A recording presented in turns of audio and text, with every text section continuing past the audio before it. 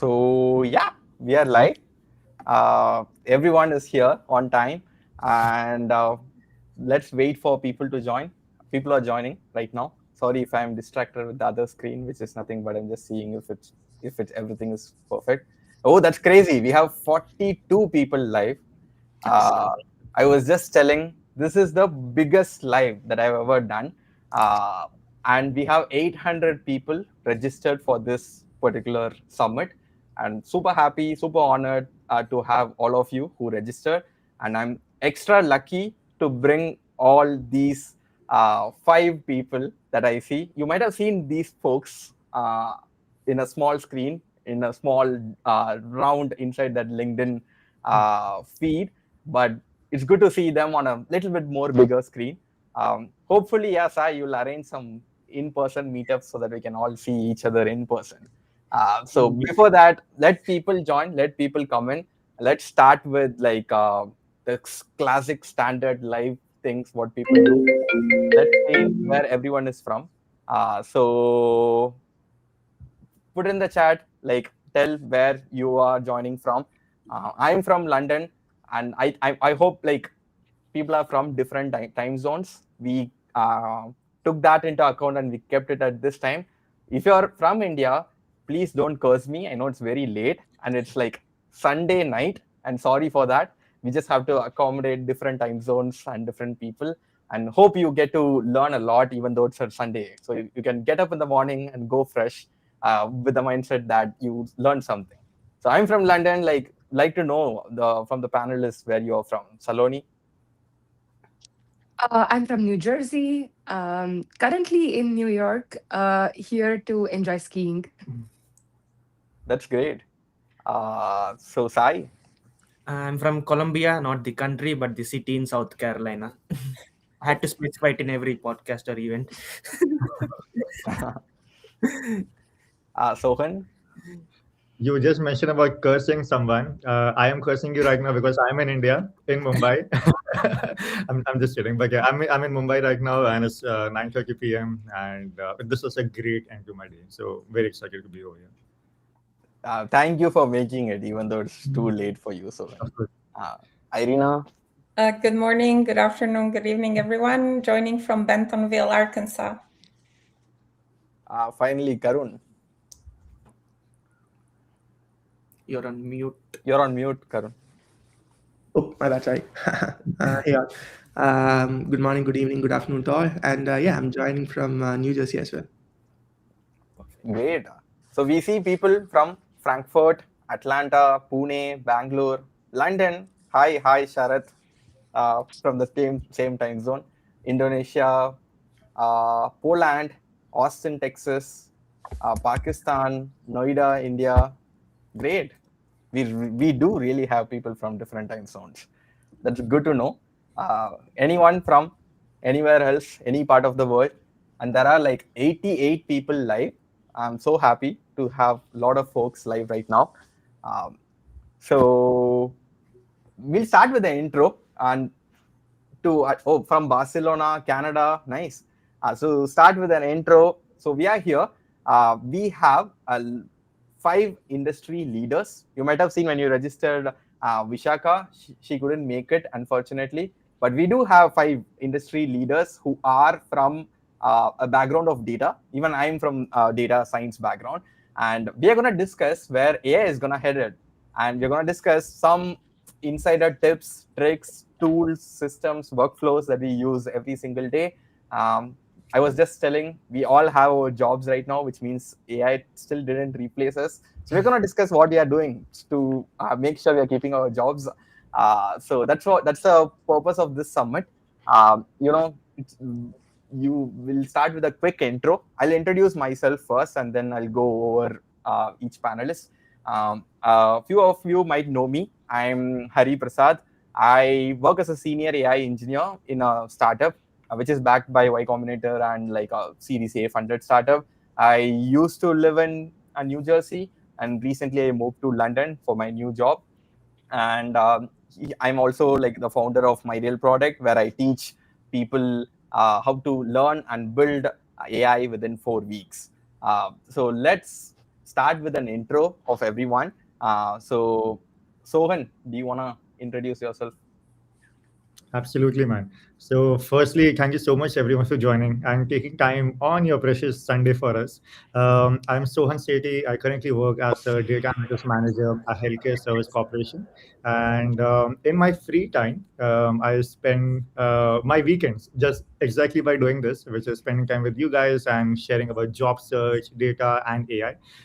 So, I really hope that the next 1.5 hours will be very, very, very impactful for you guys. Absolutely, Sohan. And Saloni, you want to go next? Sure.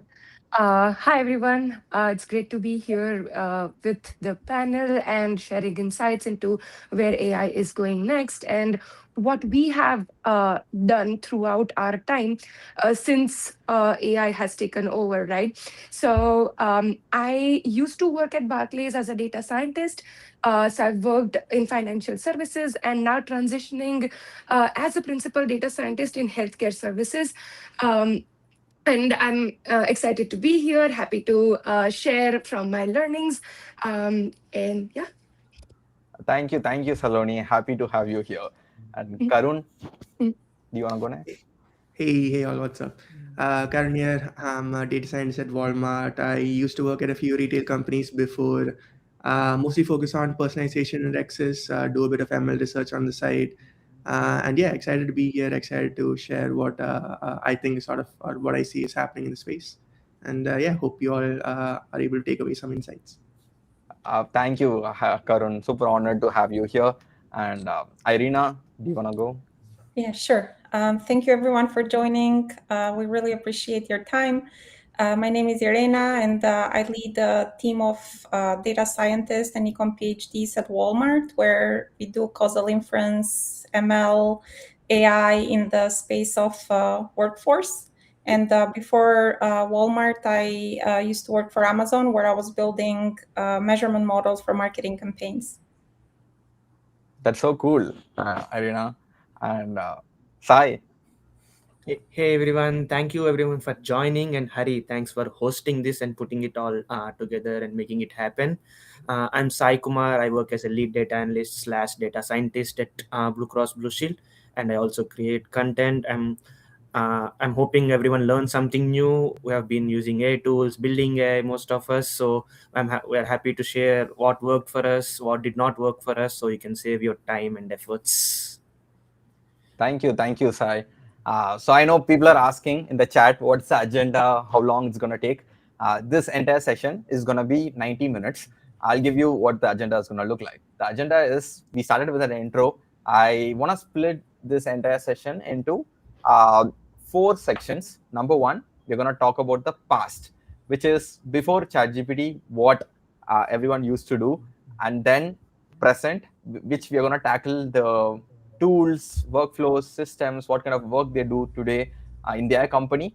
You might have seen these people. We all like it's kind of like a dream space where these people are at. We kind of want to go there soon. So I'm gonna ask. I'm gonna get deeper into what they do today and what kind of things they did to make it to that spot. So we'll tackle those questions in the present, what they do, and we'll also touch upon the future of AI. Touch upon how the roles are going to evolve and how to stay ahead. Like if AI is going to catch up, we have to catch up with AI as well. And I'm going to ask some tips and tricks what these folks are going to follow to make sure that's like all of our jobs are not replaceable by AI. And finally, it's going to be Q&A. We're going to do a 30-minute Q&A. So whatever questions you have, save it, or you can start putting it. I can gather the questions and I can ask all those questions to these folks here in this call. And I'll make sure you get all your questions resolved by this end of this session. So as I mentioned, this entire thing, we are going to talk about one common point between all 5 of you. In fact, all 6 of us, we all are from a data background, data analyst or data science background. So which means I see people doing this, people transitioning from data background to AI. and it's very common today. I've been seeing that, I've done that, I've seen people are doing that. So I'm gonna tackle those things as well. So if you're from a data background, I'm sure this 90 minutes is going to be super beneficial for you. So let's start with something chill, relaxed. Too much of AI and all those things. It's still AI, but let's start with. I know you all introduced yourself, but tell me something which ChatGPT doesn't know about you. Like, I know we all have chatted with chat. When I say ChatGPT, anything, ChatGPT, Claude, Perplexity, whatever. Tell me something that your favorite chatbot doesn't know about you. If I come and ask your chatbot, it should not tell you. Just give me an answer. So introduce yourself in a way that ChatGPT doesn't know you. I know everyone is thinking hard, but Karun, I think he already has an answer. We'll start with Karun. Something ChatGPT doesn't know about me. Okay. So I'm a web designer who realized that I wasn't creative enough to be a web designer. Uh, I'm a game app developer who wanted to develop like an Indian Prince of Persia, but then gave up when Flappy Bird became a hit. And I'm somebody who stumbled into the data science field because of like really good mentors and people who sort of guided me, which is again a huge reason why I do what I do, like creating content and coming on panels. So yeah, I'm a person who had sort of had a lot of different transitions and now in the data space, and I think that makes me a more well-rounded data scientist, I guess. That's so cool. And I didn't know that. I know Karun for quite a while, but I didn't know that. Yeah, he is into game dev and stuff. That's so cool. Sai, you wanna go next? Yeah, so something that AI doesn't know about me would be I watch a lot of movies, at least I would say 5 to 7 movies a week. So it can be old ones or new ones or just repeated ones. So I watch a lot, and I like food, but I don't cook. So that's something the ChatGPT doesn't know. So and yeah, these are few things. I like traveling a lot, so I keep traveling around United States. I mean, I've traveled a lot of states in the last 6 months, and I'm expecting it to grow in 2026. So movies, food, travel, that's something that AI doesn't know about me, I would say, yet. Nice, nice. So you don't ask ChatGPT for recommendations? Usually, no, I take recommendations from people who have been there, done that, like who have traveled a lot, who have gone to place and ate instead. Uh, Trusting the reviews, I trust people more on that side. I mean, when it comes to code, I trust AI, not completely, but when it comes to actual things in my personal life, I still believe humans are the best place to reach out. That's nice. That's nice. So before going to Sohan, I want everyone who's watching this live, put in the chat that something that ChatGPT doesn't know about you. Like when I say about you, like if I check your LinkedIn shouldn't tell that. So or your all your introduction might not have it. ChatGPT might not know about this side of you. Put it in the chat. Let's all know like what ChatGPT doesn't know, so that Gemini can know. YouTube will read all your comments and Gemini will get to know about that. So, uh, so Sohan, yeah, That's a good segue, actually. I do believe that Gemini, ChatGPT, Claude, either of these actually knows something that I'm about to say. But how I would like to say it out loud would be I love learning hard things the hard way. The reason I say that is because it really stays in my mind, and that's something which I really enjoy. And what I mean by that is I really enjoy reading a lot. I really enjoy the spiritual side of things a lot. And circling back to AI, with so much technology, with so much going on in our everyday lives, it just helps me keep an edge on AI, because it can definitely keep on improving, but it can never take away the human factor. So I believe that is something which I really enjoy. And very similar to size, something which I have been enjoying recently is taking off-peak experiences. I recently took a trip from San Francisco to Chicago, which was like 70 hours. But it just made me one of the best places, like off-beat places in the United States. So that's something which I really enjoy lately. That's nice. Yeah. But I think I know about this part of life about you. So that's nice. So I'm catching up with ChatGPT then. So Saloni, you wanna go next? And by the way, before Uh, Saloni, I think someone mentioned like Ergish, I guess. It knows everything except what I ate in this morning because I used it as a personal psychologist. I can resonate totally. Uh, yeah, yeah, I Saloni, you can can. go next. Yep. Yeah. So I think what ChatGPT does not know about me is my uh, journey of how I came to the US, how I navigated the visa situation. And I guess it's very stressful for a lot of immigrants here. So I'm up for it if anyone wants to know what different types of visa can they explore at specific point in time. So that's one. The second is, and I did it before ChatGPT, so it doesn't know a lot of how I did it. Apart from that, I love dancing.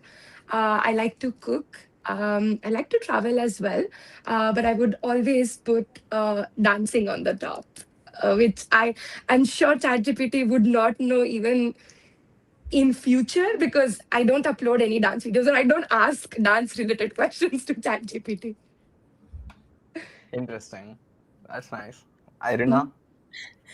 Yeah, I mean, I was thinking very hard because I use AI tools in almost every aspect of my life nowadays. So I think it's really hard to come up with something that AI doesn't know about me. Um, I agree with the with Ergish that was saying knows everything besides what I ate. I would say one of the things that probably doesn't know is how I operate or like how my brain works.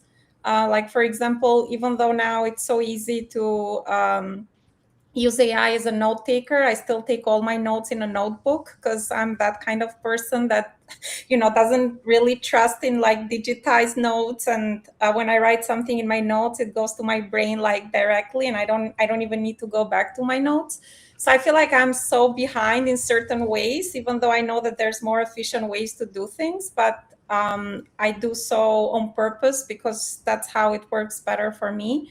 And a few other things that AI doesn't know is probably all the work that goes behind as a data scientist to like align stakeholders, understand business context. I think these are all things that are more like human centric. And as a result, probably we don't talk as much to AI about because I mean, I use AI as a sounding board for a lot of ideas that I have. But when it comes to actually doing things in practice within work and within a business context, I think it's very hard to rely on AI for anything. I mean, we have to use our own skills, our own soft skills to make things happen. Yeah. But I have a contrasting like personal experience. Whenever I want to talk to even stakeholder, like anyone, I first go to ChatGPT and ask, hey, is this the right one to ask? Should I write the email this way? And I do that so that I'm pretty sure ChatGPT knows about even the personal side of it. So, That's awesome. so uh, I think I have kind of like a similar answer to Saloni here. Uh, it doesn't know about my past, maybe pre-ChatGPT era. I might not. Sometimes I might even talk some nostalgic stuff to ChatGPT. It might still know, but not most of it. I think today it might know everything except my passwords. Hopefully, except passwords. So yeah, like even though that was looked like a fun question, it is just trying to understand how AI became part of our life too. That's the reason I wanted to ask that question. I hope like that made you everyone who's watching think like how much we are using AI in our daily life. Uh, so uh, as I said, let's split this into three sections: past, present, and future. So let's start with section one. I have just two, because let's not talk about past much. I have two burning questions. I'm going to ask that, and I want to get your experience or your opinion on that, and then we'll go to the present to understand your tips and tricks later. So the questions that I have is, before ChatGPT or before Gen AI became mainstream, which was, I was just talking like it was 3 years back, and it felt like they just launched yesterday, but it's like 3 years. We are getting old. What part of your job consumed most of your time that you didn't like? Like you were working in the data field back then. Maybe you might have been a student, but whatever you are, but what was like something that you used to do, you used to hate it, or you found it boring, that you have to do it because you don't have a choice because ChatGPT was not a thing? I think I can go first on it. So something I was a data analyst when ChatGPT was released, probably December 2022 or Jan 2023 is when the hype became real. And most of the data analyst work was data cleaning, formatting, documentation. I think around 70% of data analyst or data scientist time was usually spent on gathering the data, cleaning it, make sure it's good for analysis or modeling part, which we're going to talk about. So fixing those date formats or null values or everything was so manual, and it's not that effective. I mean, right now it takes few minutes or few hours to do it, whereas it used to take few days to complete the part, because now you can automate the Python scripts or Power BI DAX functions or SQL queries. While I won't use it directly, but I at least get the first version of it and then enhance on top of it using my knowledge and the business knowledge that I have. But at that time, so every query used to take a lot of time. Every DAX function, every cleaning automation script in Python takes ton of time, but it saves ton of time right now. And same with documentation. We all love doing projects, implementing cutting edge ones, and then but all of us hate documentation. But it really saves ton of time when there's a new employee, or if you are going into a new project, you would love to see documentation, but we usually hate to write a documentation, which takes a lot of time as well. So documentation has become a lot easier right now, but at that time it was a lot of stressful work. You have to remember everything and then write with grammatical errors, with a good flow, and then you need to understand your audience as well. Few of the audience can be technical, non-technical stakeholders. You need to take everyone into consideration before you make a perfect documentation. So that was stressful. And the worst part of is what the irony was, like stakeholders wouldn't know the time we spent on data cleaning or data gathering or documentation. They would just see the end product of it, which is a report, a dashboard, a model saving millions of dollars, or a forecast saving millions in inventory. So they only get to see the end product of it, but they wouldn't see the struggle behind it. So I would say uh, uh, that was what consumed the most but added the least value. I'm genuinely curious right now to understand what tools you are using to automate that process, like with data cleaning. But we'll tackle that in section 2 when we're talking about the present. Yeah. I can quickly go I can. next. So please, Saloni, go for it. In financial services, we have to be very careful about the type of data sets we are using. And even if the alternative data sets that are available in the market that we want to use, there's a lot of cleaning and there's a lot of customization involved in the process. So, for example, if I'm working on a global data set, I want to restrict it to specific continents or specific countries. So every time when I used to do that, I had to type things down. I had to clean my code really well so that anyone who's looking at my code knows that I've used these specific countries for this analysis, etc. Now I can go to Copilot, ChatGPT, and then just mention that, hey, list all the Asian countries as a list of Python and separate them for each country in a single row. So there's this time which is gone for making the code beautiful, also going through Google, looking at if I'm not missing anything. So I think these are some things I can trust. And those added definitely least value, because what is most important is how we are doing things, what is the hypothesis of what we are testing, and what's the output, how is it going to actually impact the business, right? So I want to focus on more such things rather than doing these manual things which can be handled by AI. So yeah. Yeah, that's true. Especially the documentation side of it. I think every developer hates it. If you're a developer who loves it, sorry for that. Yeah, it's gonna take away that. But I used to hate it. So it's good that at least AI is doing that for me today. Yeah. Sohan, you can go now. Yeah, of course. I believe and many entry level data analysts, business analysts might relate to this. But I remember exactly 2 or 2.5 years ago. I started my career in the US by working as a senior business analyst, and I was working on visualization, Power BI, and things like that.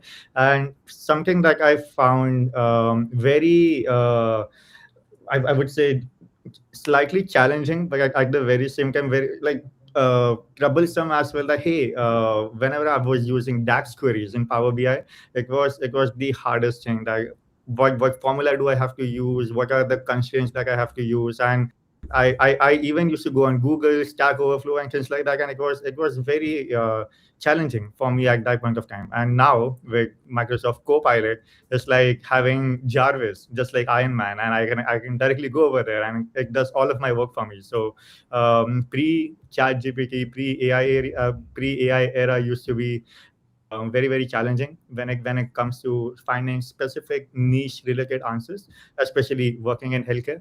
But yeah, now my life is so much simpler compared to before. And the second answer, I'm sure all of us have been using this much more than we are supposed to. But for writing emails, whenever I have to write an email to say, hey Hari, I won't be able to make it for this webinar, I would be like, what reason should I give to Hari and what would be going on? Now I just go to ChatGPT. Hey ChatGPT, write an email to Hari. Come up with a funny excuse so that he won't feel bad, and it will come up with a ridiculously good answer for that. So yeah, maybe those two are my pre and post ChatGPT era answers. Great, Sohan. Yeah. Now we know if Sohan is not making it to the next session, what reason he might give. So, Can I add something else? I think, plus one to everything that was mentioned. One way that I've found it super useful is in the aspect of like self-development within the work setting. Like, for example, when AI came up, I was working at Amazon at the time, and I was always very busy. So self-development was never a priority unless you made time for it. And for me to keep up to date with all the papers that were being published, with all the research that was going on in economics, but also like in AI, it was super hard. And I think post AI, I've been able to create agents that go to the websites that I'm interested in and retrieve everything and give me a report. And so I'm always up to speed with what's happening. And I've found this aspect of it to be super useful beyond everything else that we deeply use in our workflows. Just like, how do you keep in touch with what's happening without like overwhelming yourself? I think that's been useful. yeah, that's so true. Yep. I think it's more like if we had TLDR, or if we were looking at newsletters from different people. I think now you can create your own personalized agent who can actually go and see what you want to see. So you don't have to rely on information that anyone else is aggregating for you. I think it's, yeah. Yep. That's right. Yep, support everything that said, mainly the documentation part. It's definitely a lot easier to write documentation, especially if you're able to like work from home, because I still find it weird talking to ChatGPT in office. But yeah, if you're at home, you can just turn on the voice mode, say everything that you wanted to cover in documentation, and it just spews out like a brilliant doc. And then you can just say that, hey, now convert it into a business facing doc. And yeah, you have now a business facing doc. So different stakeholders, different documentation. Code commenting, same thing. You don't have to spend a lot of time commenting your code. Again, you can just talk to it, and yeah, I mean, you touch your keyboard so much less now. And yeah, the main thing for me is like testing. I always hated writing test cases, and yeah, it's Cursor is like damn good at writing unit test cases. I mean, we all deal with like crappy data, so making sure the schema is validated, making sure the features follow a certain distribution. When your training pipeline is sort of running, making sure there's no nans and stuff like that, gradient checkpointing. Yeah, a lot of those things you don't have to worry about. You just need to, hey, put these checks in, put this check in, put this check in. And yeah, all of that testing goes away. And yeah, the main thing I think for me that sort of like cut down significantly is like the lit review process. Like when you're given a problem, usually you take like 2 days, 3 days to go through Google Scholar, and hopefully you have covered all the papers that you think have solved this problem this way before. And yeah, it's always like a tense process. Like I used to work at Amazon before, so there used to be this doc reviews, and like you're assuming that you've covered all the different possibilities of like solving this problem, and then some senior data scientist, staff data scientist comes in and says that, hey, there is actually this way to solve this problem. Have you checked it out? And you're like, I didn't even know this existed.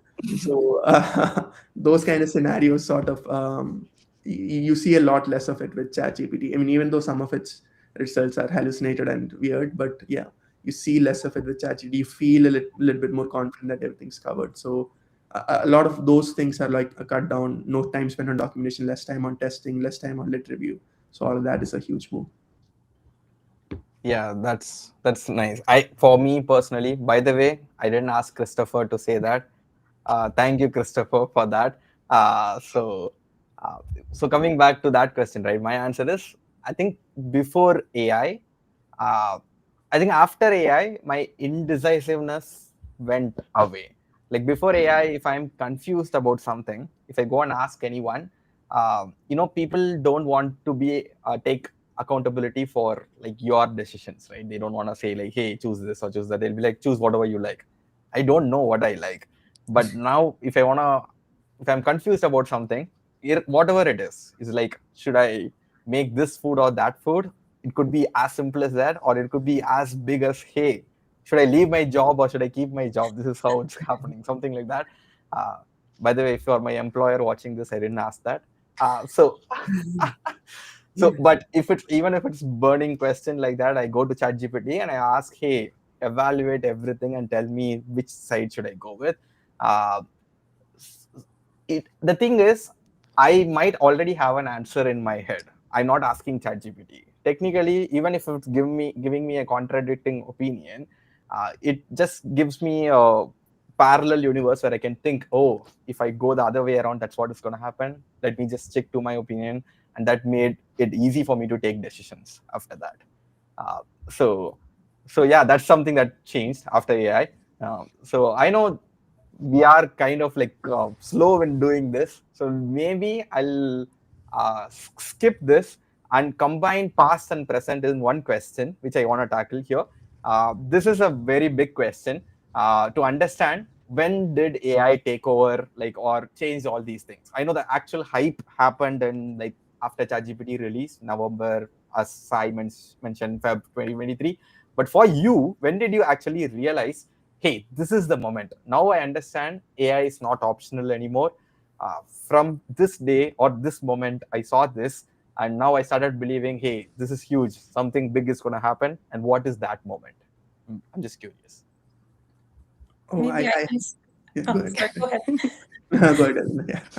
So I want to start by saying that I was a huge disbeliever in AI. Like I didn't trust the hype. I remember when ChatGPT came out in 2022, I was like, I don't know why people are so crazy about it. I hadn't even downloaded the app. And everything changed when I attended the Grace Hopper conference in 2023. And I saw someone like show us how to build a chatbot.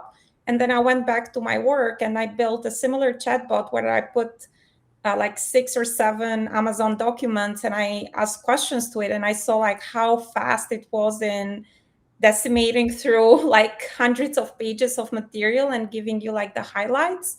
Then I was like, this thing is real.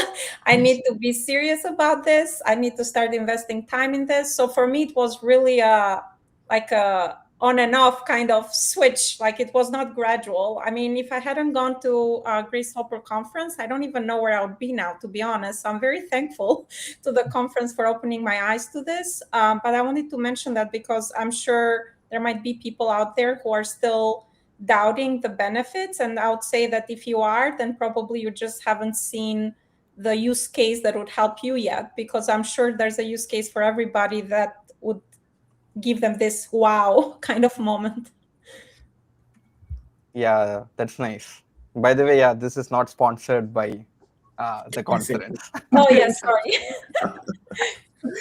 I'm just kidding. I'm just kidding. So, yeah, anyone else? Any big moments?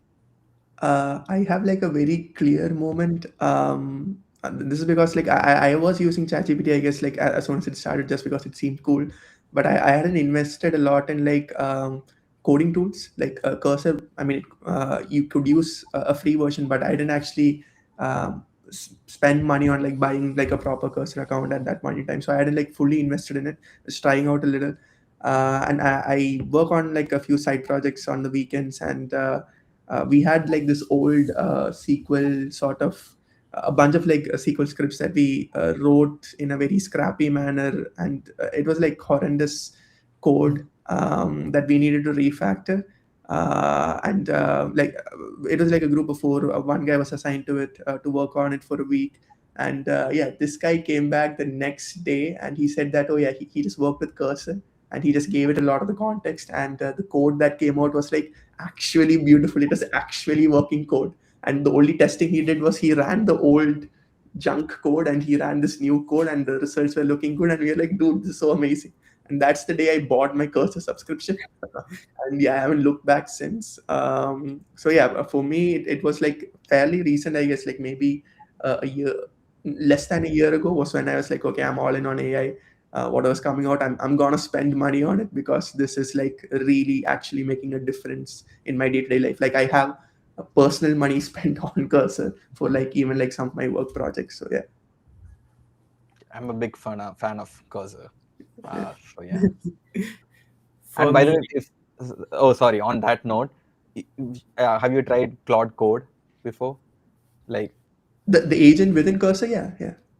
I mean, you should try the CLI version as well. okay. Yeah. So I used to use Cursor for everything. Then I use Claude Code. It was like Cursor with steroids. It can do like so many things. Awesome. I'm gonna check it out today. Yeah. Sorry. yeah. I used both Cursor and Cloud Code. I think recently Cloud Code also had an update, so I'm also like probably testing it out for next weekend. But I think when I got to adopt more is, I would say, first quarter of 2024, probably 1.5 years ago. I think there were two instances. One was with documentation, as I mentioned. I had just done with the project, but then I didn't have the documentation, but I wanted to get that done. So I put all my thoughts in the Claude. I personally use Claude over ChatGPT for documentation because it's good at writing and also coding for sure. That's the next part. So it made all the documentation, which would have taken me weeks probably or more days, but it spit out everything in like 10 minutes. And then I made few changes here and there with adding my business knowledge and the personal stuff that I worked on. And that's one thing. The next one would be presentations. So we all like giving presentations, but we all hate making the presentation. That's when Gamma hit. Again, not sponsored with Gamma, but that's one tool that I love absolutely using at work and outside work. I had done with project again for the same project that I was mentioning, and I wanted to make a presentation, but it usually takes few hours, sometimes few days. I just spit out all the I didn't upload the data or the numbers, but just gave it a headline, and then it got the first draft for me in like 5 minutes. And then I just update the numbers, the KPIs that we use, and the story that I had to tell. And then like probably presentation takes us 1 day or two, depending on the audience, like technical audience or non-technical stakeholders. So documentation and the presentation that I made with Gamma was the day I decided, okay, I need to use AI to save time, effort, so I can focus more on actual business value that comes out, and then finding more ideas. Another one is ideation part is what I like about it. So when you don't have ideas, or if you want to explore different things of implementing this project, I always talk with AI, like how was this implemented in the past in the industry, or is there a different way to implement it? And it comes out with ideas, different metrics to track. Sometimes, since I've started early in my career, I might not know all the KPIs that are used in our competitors. So it can go do all the web search and tell, okay, here are what your competitors are doing, and here's what you can implement, here's what you can track, here's what you can do, here's what you shouldn't do. So when I was able to do all that in hours instead days or weeks, that's when it hit me like, okay, I need to use more of it, but without giving it more insider details, but just giving it high level context, and then personalizing it and whatever it spit out, be documentation, coding, or presentation. Don't use it as such, but just make sure to customize it to your needs, your audience, and then your numbers. And that sort of is what there's no looking back again. Yeah, thank you, Sai. And yeah, again, anyone wants to share their biggest moment in AI? I did not have a specific moment per se. It's more like a journey for me. So again, I was more curious to start using different tools, testing them out. There were hallucinations. There were a lot of issues initially. So I think I was somewhere with Irina on that, where I did not really trust on AI or what's going on with it. And how quickly are we going to get to a point we can actually rely on AI is I still question that for that matter, because I feel like there are a lot of places where you need human in the loop. There are a lot of places, for example, when Sai mentioned about ideation, right? I definitely support the part where he mentioned about idea proofing, so that you know that what you are making is not already out in the market. But when it comes to actual ideation, um, I feel like a human is definitely needed. So I feel like it's still a journey for me. Yes, you definitely should know how to use AI, because it is making you a lot more productive. I think 100 times productive. So don't want to stay behind in the race for sure. But you want to make sure that there are guardrails. I think Karun also mentioned about writing test cases, right? I think that's a big one. You need to know what test cases should be there in place, so that you are not missing out on anything when things are going in production, or it is going to user facing applications. You want to still make sure things are in place. So I think it's more like a journey for me rather than that moment where I can say, oh, this is the moment for me. Yeah, I agree. And I have I have two very clear, unfortunately, Saloni, I have two very clear ego shattering slash how dumb can humans be moments. I remember one was when I was interning during my master's at a company, and my work was very simple. It was just creating business presentation decks that we would be like presenting to our clients, and my job was just to do market research, competitor analysis, and things like that. And I was like, hey, I'm so cool. I know about business and market research, and I can be like the next co-founder or something. And I used to go to annual reports and like company websites and just learn about what their products were, what were the competitors, and then we would go ahead and pitch to the clients. Cut to, I did this for 6 months, and in January 2023 is when I first used ChatGPT. And whatever I was doing, I just give it a very simple prompt. And what used to take me around 10 days to 2 weeks, it just did in less than a minute, and so much more efficiently and so much better than me. So that I'm like, hey, my job is really under threat over here. But luckily, I my internship was ending in like a couple of months, so I got saved over there. Then brings me to my full-time job, which with the company that I'm currently working with, and I started as a business analyst. So I was building like reports and visualizations. Cut to sometime last year, like January 2024, whatever I was doing for 4 to 5 months, I tried to use a sample data set offline apart from my work, and just basically give ChatGPT the prompt to do like a complete end-to-end data analysis. And again, ego shattering that it did it so much more efficiently and so much more beautifully as to what I was doing. So I'm like, hey, my job is really under threat again. So I have to level up or learn something else. And yeah, I believe that brings us to our next topic very soon. But I do believe that it is imperative. I again started very similar to Irina, and for the longest time I tried to very mindfully stay away from AI. Like, hey, it's going to make me weak, my cognitive skills and all of that. So let me just stay away from it. But right, I'm 100%, 101% convinced for like matter. Like there is no escaping AI. You can only learn it to do your job better. Otherwise, yeah, you will have the third moment where you will realize your job isn't a great and things like that. that's scary, Sohan. And I have exactly two moments, which is not so much in the past. So one is like so 2 3 years back, I started a company called Jotter Wolf.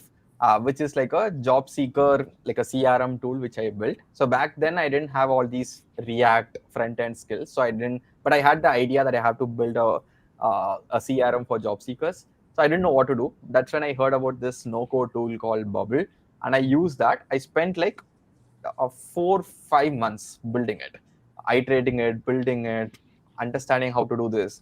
I built entire backend using Python, but the front end I was struggling a lot. So I had to spend 4-5 months to do that. I launched the company. I used to flex that, hey, I'm a founder now. I built a company. I built a product for myself and all those things. Just for fun, just a couple of months back, I thought, what if I can build this using AI and let me migrate all the no code stuff into actual React based fancy stuff which can make it look better. It just took me 2 hours to build my entire like 4 to 5 months of effort. And I built it, deployed it, everything under 2 to 3 max. And I was like, ah, thinking back those 4 or 5 months I spent doing this, it felt like it made it easy for people who wants to build. So maybe we'll tackle that too. But if you try, maybe you won't be able to build it for 2-3 hours because I had a reference already that helped. So I think that's where we stand out, I guess. But yeah, that's for the next section. And there is one more point in time for me. People still don't believe that when I say this. So when I wanted to move to London, I was interviewing for companies, and I got 3 job offers in London. So right now, I finally chose one among those. In all 3, in the technical interview, I vibe coded the whole time, and I didn't cheat, by the way. In the technical assessment is designed in a way that I could vibe code. They openly told that use cursor, Claude code, whatever you want, but just finish it and submit it in 2-3 hours. And after I getting those offers, I couldn't like accept it properly that, hey, do I deserve this? Like, I vibe coded this, how can I deserve this kind of job offer? But I think that's where we are headed. Like, a lot of startups, a lot of new companies are open with people using AI even in the interviews, and whatever we used to be scared of, right? Like, I still hate DSA rounds. And so looking all these things, I feel more comfortable that AI could solve all those things which I hate, and I can focus on just problem solving and stuff. So these are the moments that made me feel like, okay, like I think the world is changing and everyone is changing around us. So yeah, we are taking a lot of time. So this is the main section. If I have to take away one question, one answer from all of you, this is the question. So I know all of you today are in a data role. And as I mentioned, you are not just another data scientist or data analyst. You are mentoring other data analysts and data scientists. You know other folks who are doing this. You probably might have made hundreds of data scientists and data analysts for them to come inside the field, if not thousands of people. So I want to ask you this question. Just spill the tea. You all are LinkedIn creators who just make posts on point. I want an on point answer for this.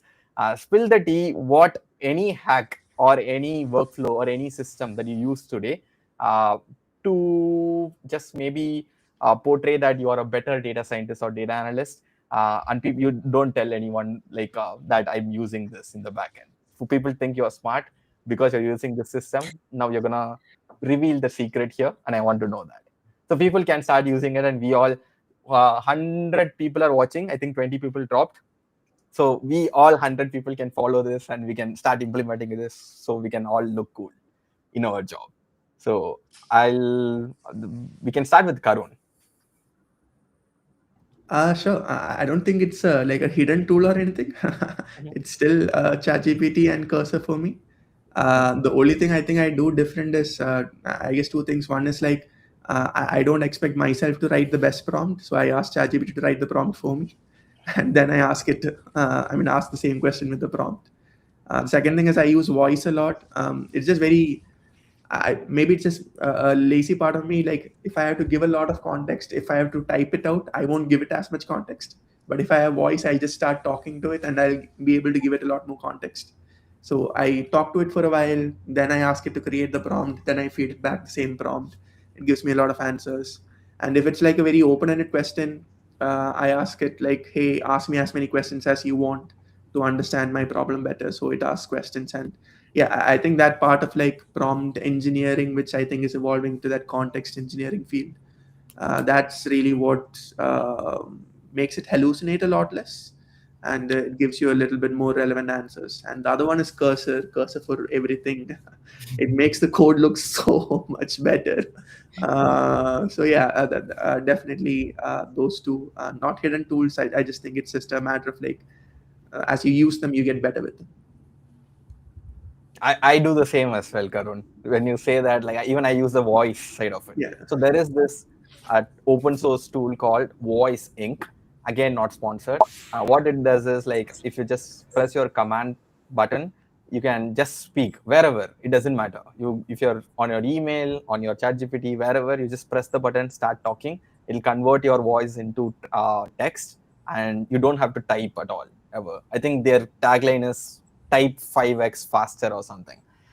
So I started using it nowadays. Like it's just like I type 2-3 pages within a couple of seconds by just talking, because I app a lot. It was easy for me. I Sorry, think on that note, I would also add Whisper Flow. Check it out as well. Same to voice to text to prompt. So Whisper Flow is I can't take the thing is Whisper Flow is expensive. It's like so this is open source. Yeah, I used to use Whisper Flow. By the way, it's a great tool. Yeah, of course. But if you want an open source version of it, voicing is Voicing. Yeah. I think. Yeah, I can go next. Sure, go ahead. Oh, sorry. Hello. So in my case, I think I use AI the most for proof of concept. It has helped expedite alignment with stakeholders. Like instead of having a lot of back and forths, I meet with them, I get the requirements, and then I go to VS Code and I try to basically create like a POC based on my understanding of their request. And then instead of me going and having another conversation, just using using words, I can show them the proof of concept and I can iterate on that. And so once we have aligned on how things should look, then it's much easier for us to complete it with like real data and bring it to life and productionize it. So for me, this is the way how I've been incorporating AI the most in my workflow. But I also lead a team. So within my team, I expect everybody to use GitHub Copilot as the first line of defense, so to say. Like before we do code review with other people in the team, you need to make sure that your code has been reviewed with GitHub Copilot. Every time that we are designing things, or let's say we don't know what data to bring, I tell everyone in the team, do not come to me with questions unless you have already had a conversation with ChatGPT and you have basically gotten more data points, right? So I'm trying to change the entire mindset of the team to an AI first mindset so that we make AI fit into our workflows organically and it doesn't seem forced. But I think as a thought partner, creating these like very quick POCs to align before you have to, go through multiple meetings and iterations, I found AI to be super, super useful compared to my world before AI. I think that's where I get the most time savings. And of course, documentation and writing and all of that, I think goes without saying. This was just a more specific example. Yeah, I think that was a great one. Saloni. Sorry. No, go ahead, Saloni. Yeah. That was a great one, Irina. And I think I definitely agree with what Sai, Hari, and Karun already mentioned. Apart from that, I think voice, yes. But I'm a person who I really get involved in my day-to-day tasks. And for example, if I have to read about what's going on in AI, or reminders related to a specific task that I really want to do, I think scheduling is a great part of using AI. It has saved a lot of time because it does the research for me. As I said, a personalization tool. So it has done everything for me and it has kept everything ready. So even if I can't go through it at 8 a.m. in the morning, I know there's this email waiting for me to be read, and I'll at least read it before I sleep. So, and scheduling tasks basically. So that helps me a lot in day to day. Yeah, and just to finish my answer as well, the suspects definitely cursor, replicate, and similar things. But due to working in healthcare and compliance being such a big factor, I fortunately or unfortunately have been really limited in the use of AI in a workspace environment. But yeah, I do believe that healthcare would be one of the last affected industries when it comes to the AI disruption. But having said that, something which I would like to add over here is I really like solving the problems at my workspace and taking an alternate approach with maybe like a different data set or like maybe a different test problem, and I give it to Claude. Definitely a big fan of Whisperflow again. Use Whisperflow, the voice aspect of it, and give a problem to Claude and just tell it to break it down into the most layman steps possible and learn it over there, and then actually apply that to my work environment. So maybe some like a few people watching this, if they are finding it difficult when it comes to data analysis or data science or even learning AI for that matter, you can use AI to learn various aspects when it comes to your work, your projects, and things like that. But yeah, that's something which I've been really using a lot lately. I think just to complete, I think you guys have covered it amazingly with all the amazing tools. I think it's for me just again I can relate to Sohan with on healthcare aspects of it. So I always use the dummy data or a fake data or fake everything is fake.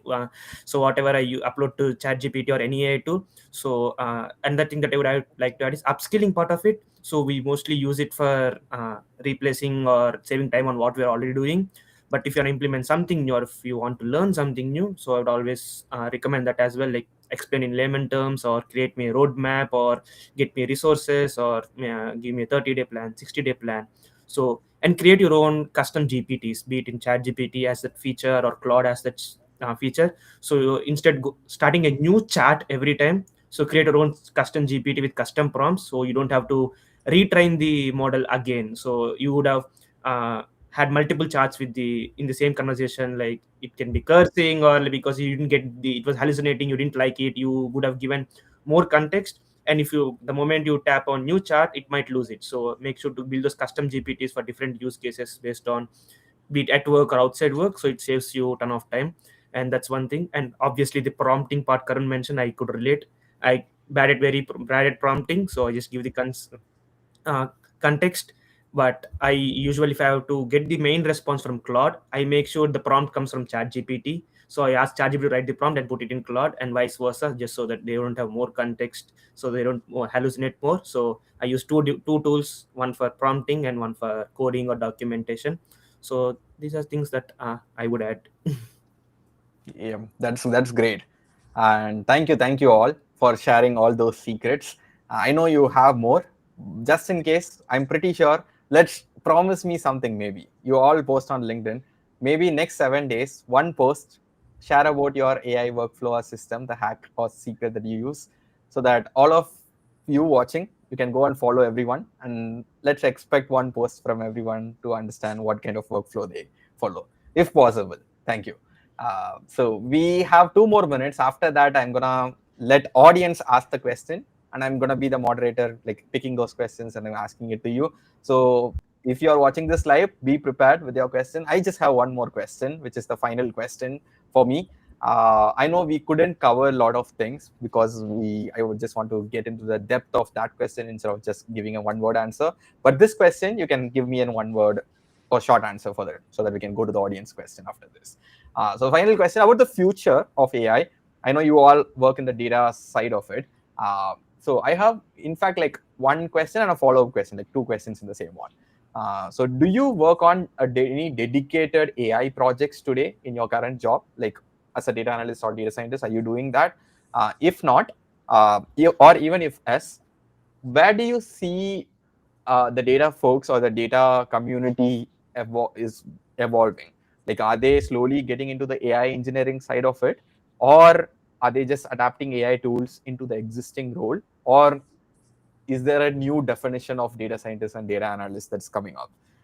You can answer this in a very short statement. I know it's a big question, it's difficult to answer in a single statement, but I'm happy to get your thoughts on this. I would say not quite on AI projects, but Hmm. and I would also say data analyst and data scientist might not become AI engineers. I would say put it like AI augmented analyst or scientist. So you need to know how to prompt, validate, integrate AI into workflows. But if you really want to become an AI engineer, that's a whole different skill set. But when you are in data analyst or engineering space, they're becoming more augmented analyst or augmented scientists, just incorporating AI in their current workflows to save time, money, and make they save time, efforts, and make more money. Yeah, I'm with Sai on that.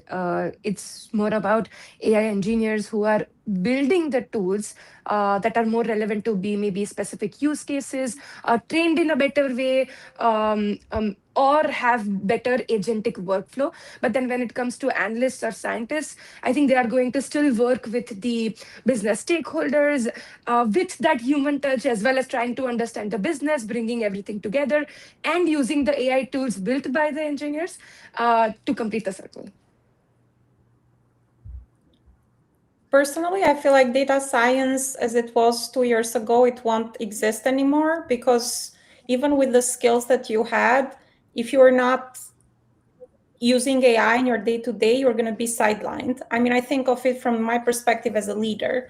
If I want my project, like if a project has a timeline and I want it done fast, I'm going to go to the person that's going to turn that around the fastest. And you cannot do that without using AI nowadays. So then you're going to lag behind your teammates, and by default, you might be the one more likely to be impacted at some point in the future, right? So I think AI literacy is a must. Everybody should invest in that.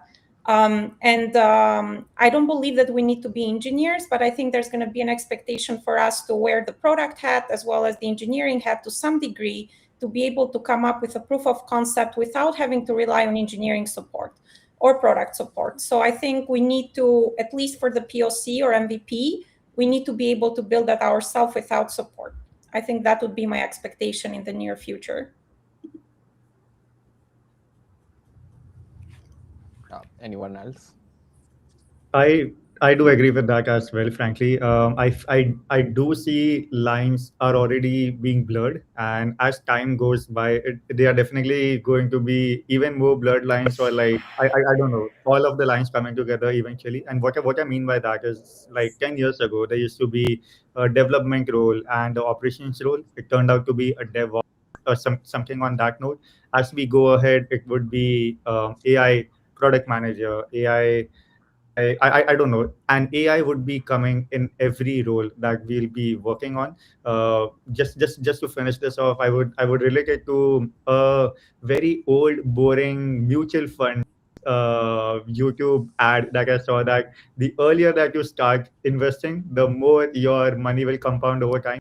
So I do feel it is like the best time to start learning AI was like a year ago, or yesterday, or like 2 years ago. But if you start now, your money or your skills will be compounding, and no matter what job or what skill you have, it will be heavily relied upon here. So yeah, that's my take on that. Okay. Oh I yeah, kind of sorry. like agree with like pretty much everything what everybody said. This is, I think, like one of the most important questions also, probably because a lot of people have this worry about like, hey, is AI gonna automate my job? So I do work on like a few agent like building projects. So the main thing I want to like convey is that right now a lot of things that you're seeing is a lot of the differences or a lot of worries that you're seeing is primarily because of an adoption difference. Like a lot of people are adopting AI and they are accelerating their workflows, and a lot of people aren't. So the people who aren't feel like they might be automated away. Just because I've been working in a team where all of us like are competing to build out agents, I just want you to know that that won't be the case. Eventually, like in 2 years, 3 years, everybody's going to adopt AI, and the playing ground is going to be level again, and things are going to return to like foundational knowledge. Like we are already seeing it. Like we are experimenting with moving from LLMs to SLMs. Again, you need to know a little bit more about modeling and how models work. Like the basics of data science, like feature engineering, that's what we're seeing in terms of like context engineering. What you put into the memory of the agent is like really critical to reduce hallucinations and get the agent to work properly. And the same thing in terms of like what we do in data science calibration. A lot of like us are working on like alignment, uh, DPO, PPO. Like these are like some terms that you can like look up later on. So yeah, don't neglect like the foundations of data science. In 2 years, everybody's going to adopt AI, and the playing field is going to be level again, and it's going to return back to like this optimization chase. Like it's like when Bert like Transformers came out first, everybody was like, whoever built or used Transformers had an edge over those who didn't. But once everybody put in Transformers into their systems, then it again returned back to foundational skills. Who can optimize these Transformers the most? Who's working on calibration? Who's working on feature engineering? Who's working on ensembling? So we are going to see a return back to that. So yeah, adopt AI, but don't neglect your foundations. You will definitely need that. Great, then I'll end all my questions with that note, and thank you for that quote as well, Sohan. So now it's time for people to ask questions. I know I had a lot of questions. I'm pretty sure people who are watching, if you have a targeted question, you can put the name whom you wanna ask, and you can ask. If not, just ask an open question, and whoever has the best answer could answer in this panel. And by the way, I know we didn't cover a lot of stuff. So if you want a part 2 of this, let me know in the comments so that I can somehow beg all these people, bring them in the same screen again, and we can get on this part 2 of the same again. And I want to add one small plugin here. You might have seen this is powered by MyRealProduct. Even I think few of you might not know, even in the panel. Few of few of the panelists here have already helped people, mentored as a part of MyRealProduct.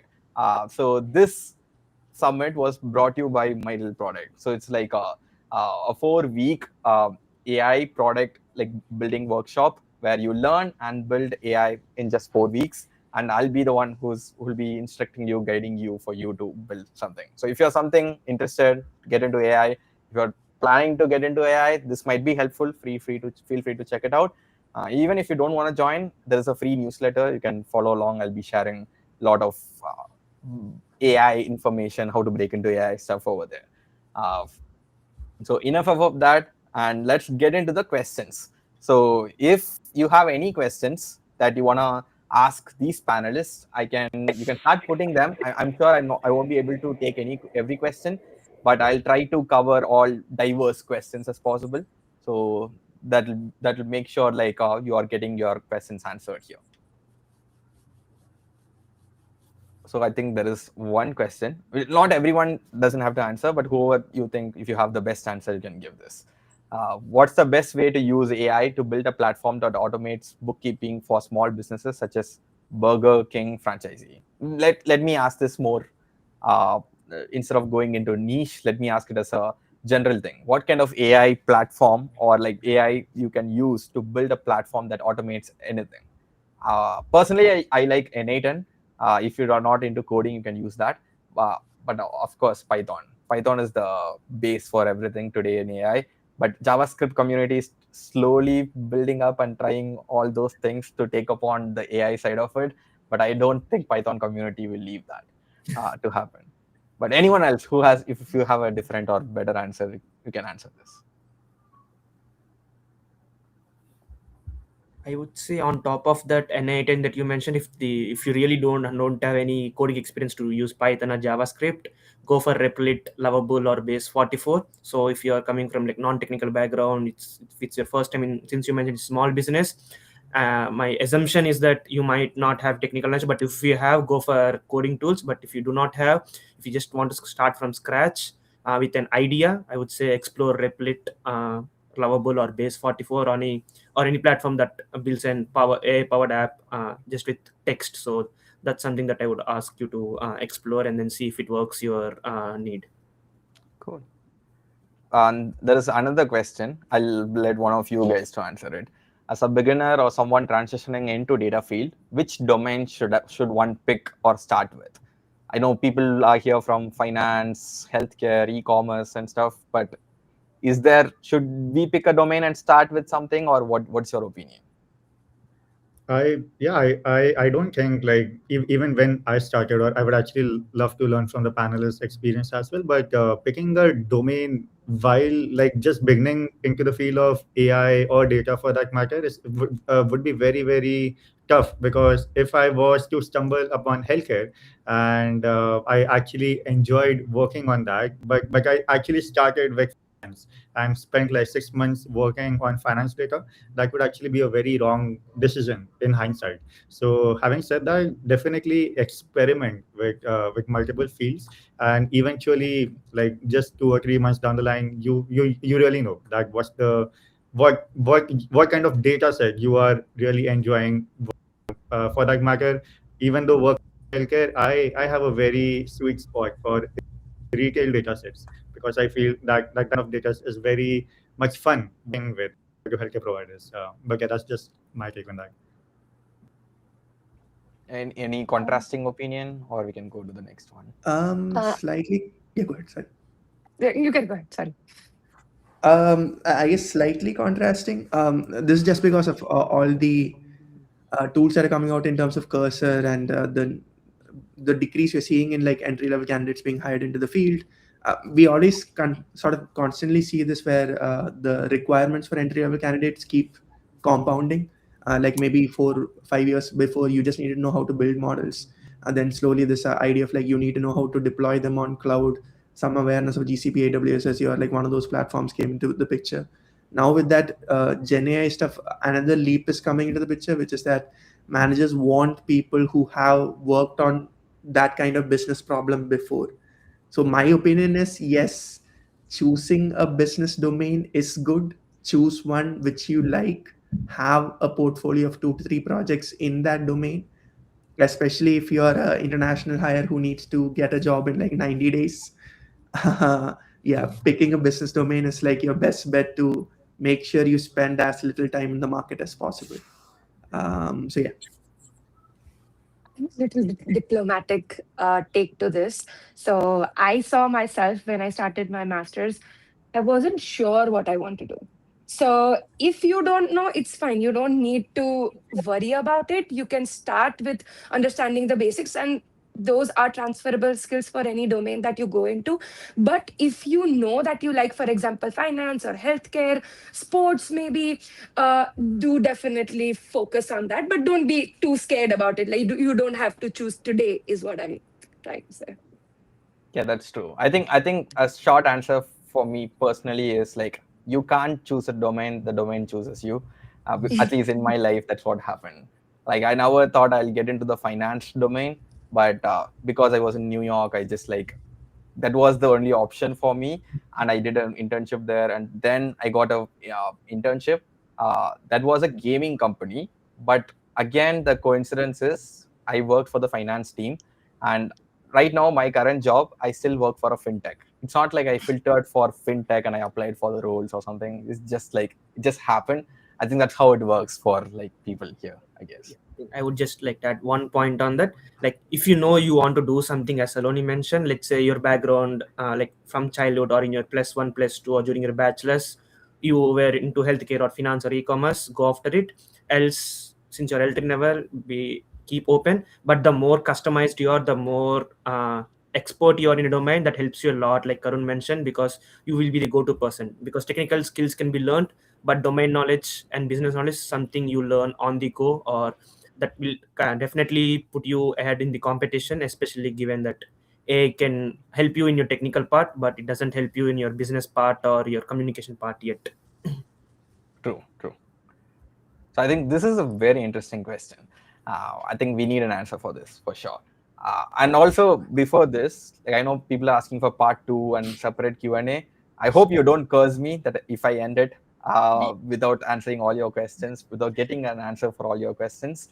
We'll definitely do one more, but for now I'll try to find answers for all the diverse questions as possible. So this is another question. What are the biggest challenges in scaling AI from proof of concept? Right now, as Sai mentioned, right, Replit, Lovable, Bull.new can produce proof of concepts in seconds. But what are the challenges that we are going to come across, and how to tackle those challenges? if you want to build production grade applications. And this person asked Arjun, I guess he asked specifically in analytics. So if you are using something for like data cleaning or any other things, if you're building POCs for that using AI, and how do you scale that into production? Anyone? I think it might be. Maybe I can. Yeah, Irina, you can go ahead. No, go ahead, Arun. Oh, Go ahead. I think it depends a little bit on what we mean by scaling AI. Like, is it like scaling apps that we build from AI, or scaling actual AI products, or are we using AI like as a I think he is asking about how to move from POC to production. okay, Like, so if it's like, hey, I built like this app using Replit as a POC, and then I need to move it into production, a lot of it is like building out like a reliability and optimizations. Like your POCs that you build from Replit will be functioning. Will it actually work under live load? That is something that you'll have to test out and actually see, will the user experience sort of be reliable. That's another thing that you have to see. Like for instance, we are building like conversational agents. It works if one person is using it.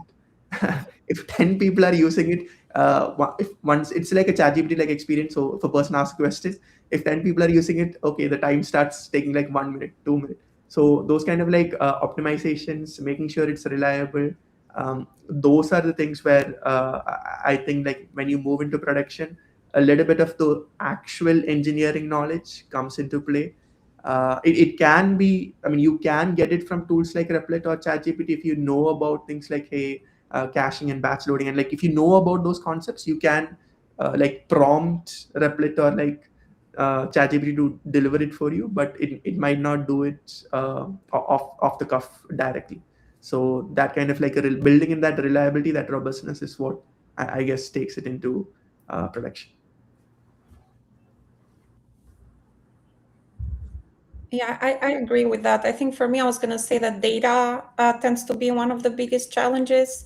Like in many cases, for example, when we're building the proof of concept, we collect the data and the data is static, right? Or it's being preserved in like Excel files, or, it's not really, doesn't have the data pipelines that you need to actually productionize a lot of the solutions.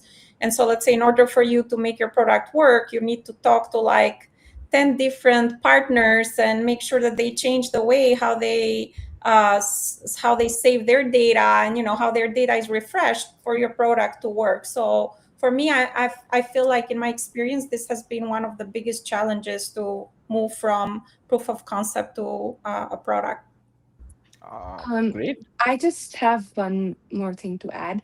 So I feel like the difference we are talking about here is, if there's someone who doesn't know how to code, has developed something, a proof of concept, and wants to go to production, one way to do is, your time to market has already reduced because of AI tools that you have used.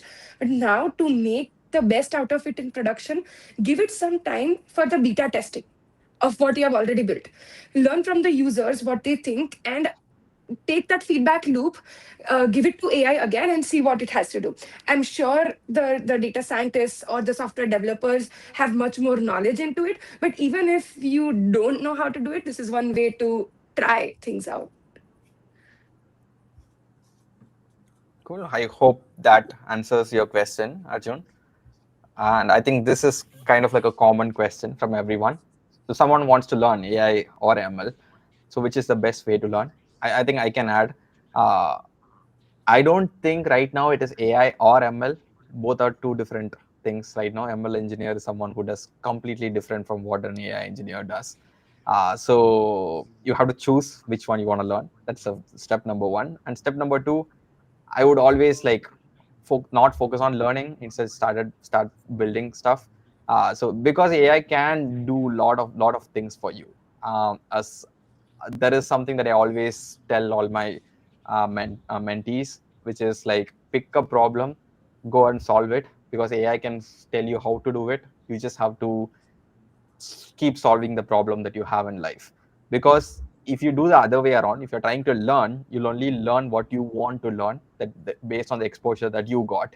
But if you're trying to solve a problem, you're not restricted with particular thing. You are like until you solve a problem, you have to keep exploring. Only rest when you think you solve the problem, which never happens in life. So you keep on exploring until you think you are in the right direction. So I think that's the best way. I know it's a philosophical answer for 4 YouTube link videos that you expected, but I don't think 4 YouTube video links would solve is the right answer for this question. Any more, like, you can still share if you have any YouTube channels or recommendations for this. Yeah. My opinion, yeah, is a bit different in the sense that if you're absolutely new, it can be a bit daunting that, hey, let me just start vibe coding, or it feels like it's a lot of inertia to overcome, I guess. So if you're like absolutely new, like the course that almost everybody starts with is like Andrew and G's course. It's like still like the go-to for everybody wanting to get an intro to ML. um, Learn a bit of Python, learn a bit of SQL, and then, like Hari mentioned, start with projects. You can follow along with like guided projects. Just type guided projects in YouTube, and you'll get a few.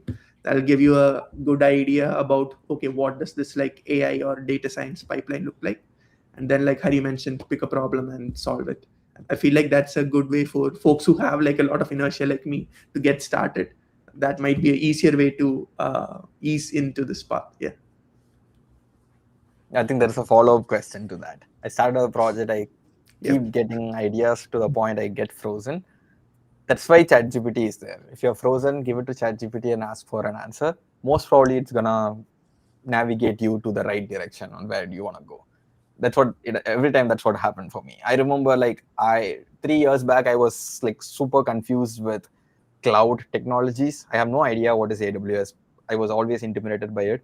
I never watched a single video for like AWS, but now I can do almost, I kind of have an idea about almost every popular service on AWS. ChatGPT taught me everything. I just like said, hey, I want to deploy this, and it told me a way. It was wrong, but I tried to deploy it. I understood that Streamlit, like, I can give you a technical example. It gave me that you should deploy this in App Runner. There's a thing called in AWS. I tried deploying Streamlit app using App Runner, and then realized App Runner is good to deploy React-based application, but not Streamlit-based. I broke things and I understood that's not the right way. And I went back to ChatGPT and said, hey, there is no way we can deploy this. If there is a way, if you're a DevOps guy, let me know. I'll figure that out too. But then it told me there is another way, ECS and all those things. And I kind of like understood, okay, this is the path to take. It feels like we have no idea which direction to go. But the more we ask questions, I think ChatGPT will help us. When I say ChatGPT, any AI could help us to navigate which path to go with learning, for sure.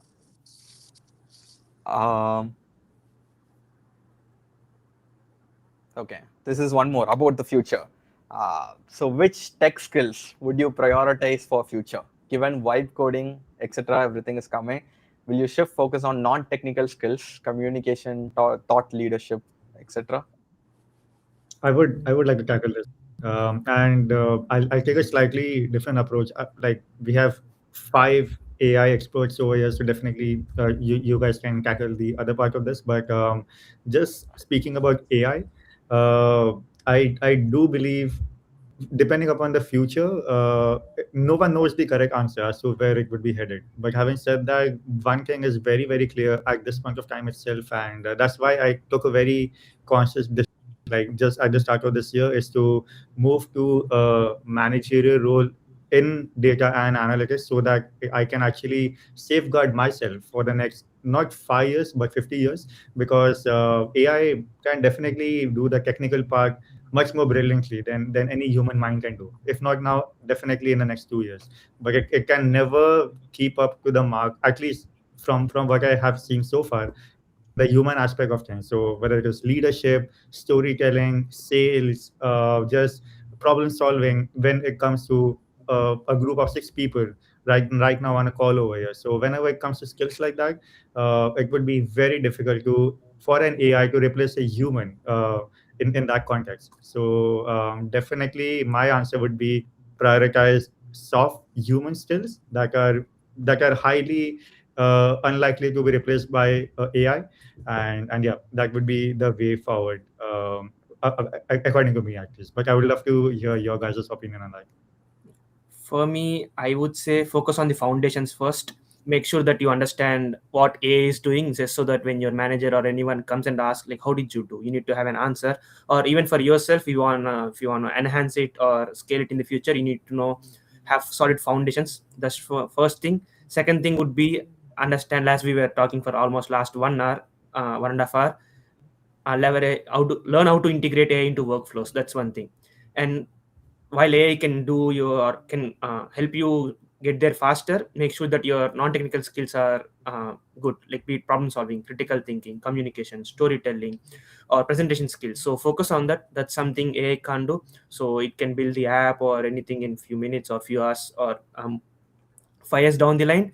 Explaining the technical things to your stakeholders or moving that needle of like making that money or time, saving the time and efforts, is something only human can do. So make sure that your non-technical skills are good, because that's something that can't be replaced, I would say, yet. But make sure you have solid foundations, learn how to integrate AI into current workflows, and then focus a lot on non-technical skills. And when you have all the combination, you won't be impacted. Yeah, I kind of have a contrasting opinion to Sohan here. My perspective here is every developer is slightly becoming a project manager today. So it's better to be a developer who knows project management skills rather than being a project manager who is vibe coding. There is a thin line between these two, because if you are a developer and if you hate coding, maybe you're in the right spot today. Because people like who, I mean, if you love coding, it's fine, but people are like, they love coding so much, they hate vibe coding tools. So they start like resisting all these tools and they start like avoiding this. I think that's a wrong spot to be in. So if you're a developer and if you hate coding and if you like vibe coding and all those things, start preparing yourself to be a project manager. Start thinking of yourself to be, hey, if you are spending less time coding, don't chill in the rest of the time. Go and like actually do the other things where the managerial people, what are they used to do. Now, if you incorporate that, I think it's gonna go the other way around. So when you do that, you will be that guy who won't be replaced, but the manager who will be in that company might be replaced because he might not know the other side of the coin. But as long as you do the managerial stuff, if you keep just coding, then might be in the wrong spot. At least that's what I think. But I think so. This is what Sogan kind of mentioned, but in a different words, I guess. Right? Absolutely. Yeah. And So- yeah, I think one of the answers there in the question itself, like get really good at vibe coding. Like two people can vibe code very different applications. I mean, just like two people who know different levels of Python can, I mean, they can get the thing to work, but the code will look very different and very, I mean, yeah, it will be very different output. So yeah, start using those tools and start getting really good at vibe coding or like coding using AI assisted tools. And like the other people mentioned, I do think understanding a little bit of the business domain is sort of important. You don't need to think of it as something that's hey business oriented. At the end of the day, you're solving a problem. This is just a different way of solving that problem. You might not be coding something; it's just a different way of solving that problem. Like some of these things, I still don't know if like AI can actually help with like ideation. Like the idea of like dark stores and Blinkit. I don't know if like an AI could ever have come up with that. It's only somebody who really understands like how India is different from everywhere else, and the idea of like how cheap labor is, and the idea of how like you can set up like a small shop which is working like a factory, and you can run it like what we call like a dark store. That idea, I don't know if like anybody like who doesn't have like a lot of context into what India is and how it works could have like come up with it. So like really understanding your domain, the trends in that domain, like these stuff isn't documented and fed into an AI. It's something that you sort of observe and experience from the world. So yeah, understand your domain and try and get a bit deeper into it. At the end of the day, it's just a problem you're solving. Yep, true. We just got one more minute. So let's end it with this fun question. It's not serious. Should we keep buying AI stocks? Not the right place to ask this. But yeah, anyone wants to answer or we can skip this? The usual financial disclaimers, not a advice, etc. etc. Uh, I think, yeah, we are only going to see improvements. So if you want to buy, sure, go ahead. Okay. So make sure you're following Karun. So if your stocks go down, you know whom to ask. Karan's new niche, financial expert. Or disclaimer: I don't buy any AI stocks. I always invest in S&P. Fully. Perfect. So yeah, so I think it's time to end it. We discussed a lot about AI. We discussed a lot about past, present, and future. We discussed about your workflows. I thank you for spilling the secrets and like the stuff that you do, how you interact with AI, and also answering all the questions. I know people who are here, like 86 people, are gonna curse me that I didn't answer every question. Sorry about that. We had a time deadline, which is 90 minutes. We had to end it here. And if you want more, like part two of this, or with new faces, or with the same faces, whatever you prefer, let's do it again. So maybe we'll do a challenge. If you are interested, go to LinkedIn, tag all of us, and post what you learned from this session. So we'll all understand from you that this is what you learned. If you have any questions, put it in the same LinkedIn post. So we'll try to come and answer. So make sure to tag all of us so that we'll know that we'll get notified that you were in this session. And we would like to know, the whole purpose of this summit is to show that this is I put a tagline from the community for the community. I hope this was helpful for you to speak to the industry leaders. I was happy representing all of you, getting the questions to these folks. And I'm super honored, everyone, Sai, Saloni, Irina, Sohan, and Karun, to have you here. I know, even though you've been in touch, you're not obligated to do any of these things, but you came for the community to answer all these things. Super happy and super thankful for that. And for everyone who's watching this, I hope you enjoyed, and I hope you learned a lot of new things. I would like to know what you learned. So go to LinkedIn and post what you learned. Keep it short, doesn't have to be complicated. Just tag us, say what you learned. We would like to know. And if you have any questions, post it there. And for people who are wondering, yes, this is a recording. So if you can come back to the same link, this is on YouTube. It's going to be there forever, any day. Come back here and watch this again if you want, if you have any particular questions. And share it with your friends if you think this was helpful. And thank you, everyone. Thank you for your time. Yep. And Thanks all for the organizing, Hari, and having us. Thank you, everyone. Pleasure is mine, Saloni. Thank you for being here. Thank you. Thank you, Hari. Thank you, guys.